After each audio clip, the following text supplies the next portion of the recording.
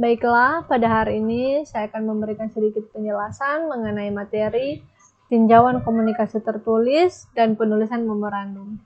Kita masuk dalam materi pertama, yaitu komunikasi. Komunikasi secara umum merupakan suatu proses penyampaian penerimaan pesan antar dua orang atau lebih. Komunikasi berasal dari bahasa Latin, yaitu cum, yang berarti dengan, dan unus, yang merupakan kata bilangan artinya satu. Dari kedua kata ini terbentuk kata benda communio, dalam bahasa Inggris communion, yang memiliki arti kebersamaan, persatuan, persekutuan, gabungan, pergaulan, serta hubungan. Komunikasi terbagi atas 4 bagian, yaitu komunikasi lisan, komunikasi tulisan, komunikasi verbal, komunikasi nonverbal. Kita masuk dalam materi selanjutnya, yaitu elemen dasar. Elemen dasar komunikasi yang harus ada dalam komunikasi agar komunikasi yang dilakukan dapat berjalan dengan efektif, yaitu yang pertama, sumber informasi atau pengirim saluran atau media, yang kedua penerima, yang ketiga tujuan. Kriteria pesan. Penerima pesan memahami pesan yang disampaikan, adanya umpan balik atau tanggapan dari penerima pesan, adanya perubahan perilaku dari penerima pesan. Alur komunikasi terbagi atas 3 bagian. Yang pertama, komunikasi ke bawah atau downward communication. Yang kedua, komunikasi ke atas atau upward communication.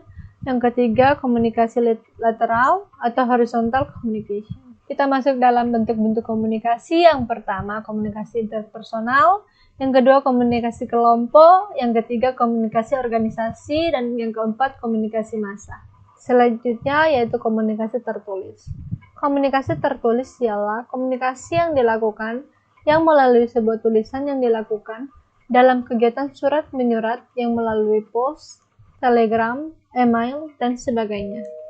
Prinsip-prinsip komunikasi tertulis yang pertama, lengkap, ringkas, pertimbangan, konkret, jelas, sopan, dan benar. Persyaratan penulisan komunikasi tertulis.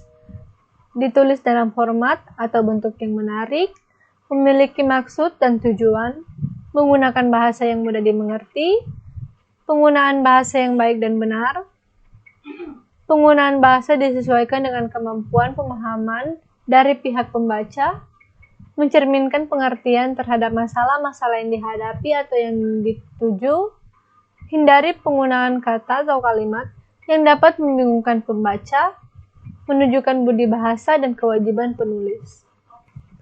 Kita masuk dalam materi selanjutnya, yaitu hambatan komunikasi.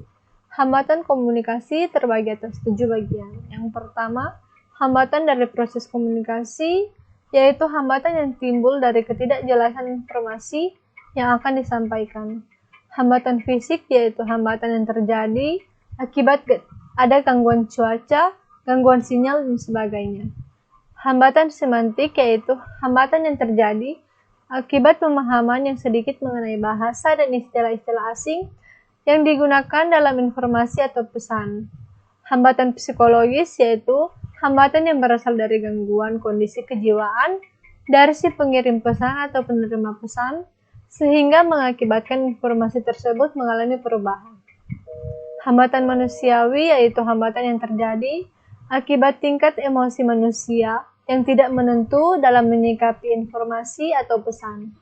Hambatan organisasional, yaitu tingkat hierarki, wewenang manajerial, dan spesialisasi, yaitu hambatan yang timbul akibat komunikasi dengan atasan atau bawahan mengalami kendala seperti tingkat pemahaman terhadap suatu informasi yang berbeda yang mengakibatkan sebuah hambatan.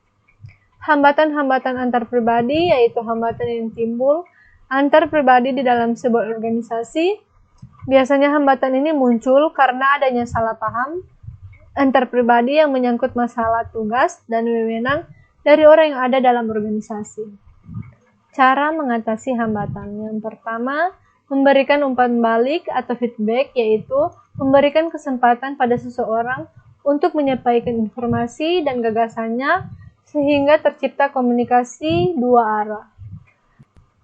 Mengenai si penerima berita, yaitu mengenali latar belakang, pendidikan, serta kondisi penerima pesan, agar pesan yang disampaikan dapat diterima dengan baik dan mudah dimengerti oleh si penerima pesan.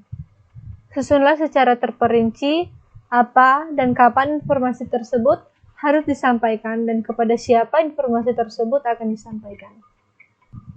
Terima kasih.